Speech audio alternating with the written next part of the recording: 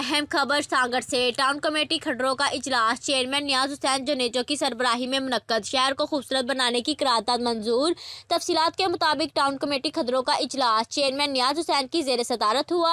इजलास में vice chairman गुलाम रजा खासकिली समेत टाउन ऑफिसर राना मोहम्मद अयूब कादिर बख्श दायूस समेत दीगर स्टाफ ने शिरकत की।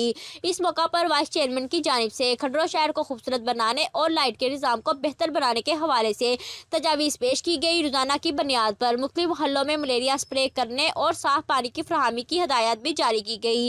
लापरवाही बरतने वाले अमले के खिलाफ कार्रवाई के अहकाम जारी। हमायती न्यूज़ से इशफाक अहमद की रिपोर्ट। मज़ीद खबरों के लिए देखते रहे हमायती न्यूज़ HD।